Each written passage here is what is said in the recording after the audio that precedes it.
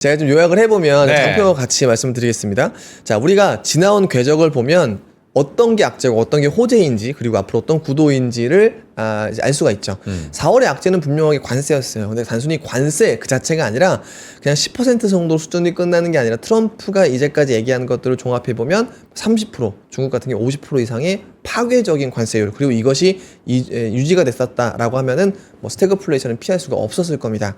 자, 그 다음에 두 번째로는 기본적으로 장기채가 안정화될 수 있는 상황이 아니었습니다. 채권의 만기 물량이 4, 5, 6월에 압도적으로 많이 몰려 있었기 때문에 어떤 물가지표가 좋게 나온다고 하더라도 수급적인 요인으로라도 장기채가 하락할 가능성은 낮았죠. 4월에는 그냥 우리는 맞을 수밖에 없었던 상황인 겁니다.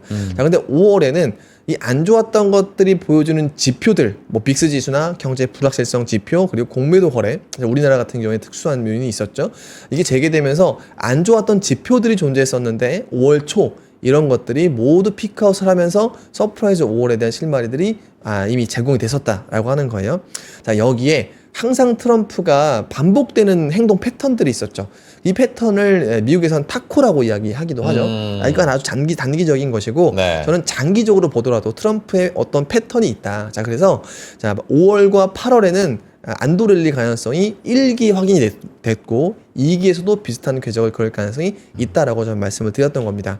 자, 진짜 중요한 것은 6월인데 네. 6월부터는 저는 우리 시장이 상대적인 강세, 유동성 랠리를 시작할 것이다 라고 조금 더 도발적으로 좀 많이 말씀을 드렸었던 거죠. 이유는 뭐냐면 유동성이라고 하는 것은 제가 6월에 갑작스럽게 생겨난다 라고 말씀을 드리는 것이 아니라 이미 우리나라와 중국, 아시아권에는 많이 풀려 있다. 자, 그러다 보니까 우리나라도 다 부동산으로 향했고 우리나라의 부동산을 중국인들이 와서 쇼핑을 하게 됐었던 이런 상황인 거죠.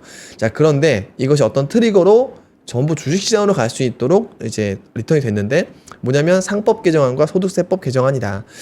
상속증여세법 개정안은 특정 업종에 대한 투자 아이디어이지만 상법 개정안과 소득세법 개정안은 우리나라 증시에 대한 디스카운트 핵심 해소 요인이기 때문에 이것이 만약에 7월 말에 가시화된다라고 하면 외국인과 고객 예탁금의 우리나라 증시 유입은 더욱 가속화될 가능성이 상당히 높다라고 하는 겁니다. 이라크 전쟁이 미국이 참전한 대표적인 전쟁이거니와 지금의 상황과 데칼코마니인 것들이 있다. 네. 자, 보시면 뭐냐면 이 당시에 2003년도 2월 말 대통령이 취임했죠. 네. 이 당시에는 노무현 대통령이었습니다. 노무현 대통령. 즉, 그 직후 한 달 뒤 이라크전이 본격적으로 공식적으로 시작이 됐다라는 네. 거예요. 자, 그러면 지금의 상황과 되게 아이러니하게도 되게 비슷하죠.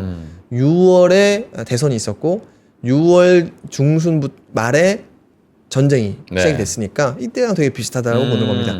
자, 그러면 코스피가 노란색이고요. 그 다음에 파란색이 유가예요. 네. 우리가 걱정하는 건 이 두 가지니까요.